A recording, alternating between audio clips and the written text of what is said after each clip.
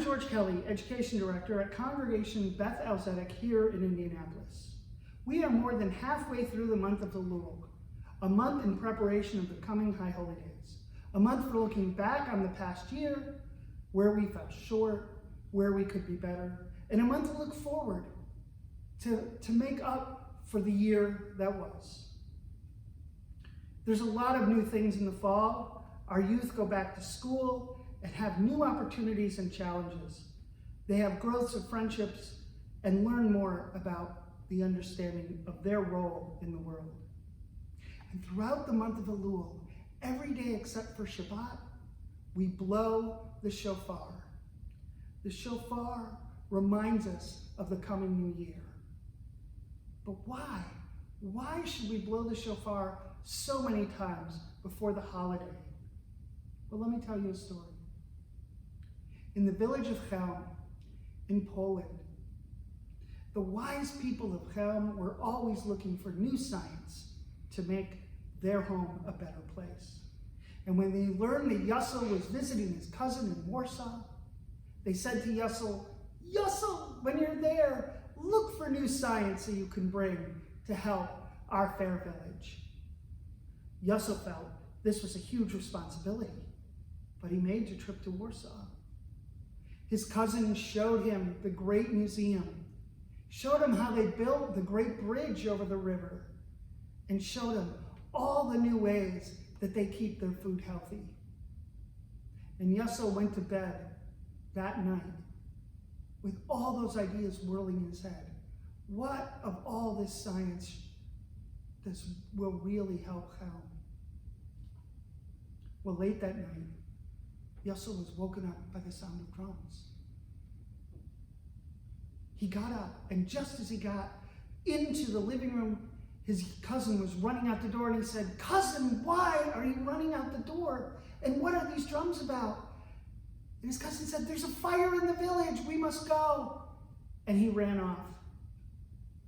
Yussel had a great idea, for he understood that in Warsaw, when there's a fire, everybody brings their drums, and the drums put out the fire.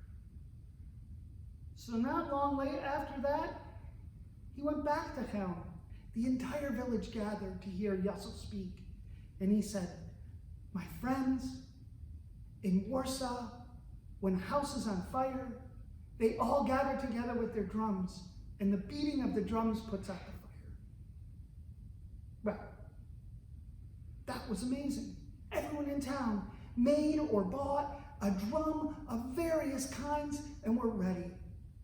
And it didn't take too long before they needed them. You see, a barn at the edge of the village caught fire. A barn full of hay. The fire was shooting up into the sky. So everyone came with their drums and circled around the barn and beat their drums until the barn burned all the way to the ground. The village was mad. "Yussel, why didn't this work for us?" Yussel said, "I will go back and find out." He went back to Warsaw, and he found his cousin and said, "Cousin, in Warsaw, when there was a fire, you beat your drums to put out the fire. But when we did that in Kelley, it didn't work. How do we do this?" And his cousin said, "You fool. The drums weren't going to put out the fire. The drums were the call, the action, for us to come and bring water and put out the fire."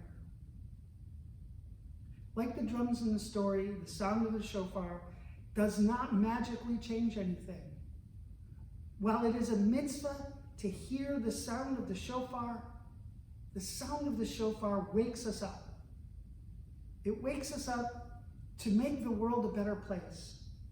And during the month of Elul, we have a chance to do a self-audit, to find out where we have missed the mark and where we can be better in the future. In the coming year, we'll have challenges and triumphs. And just hearing the sound of the shofar will not change that.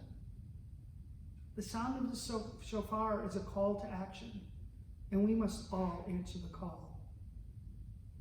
Here at Beth-El, we all wish you a Shana Tova v'Mituka, a sweet and happy New Year.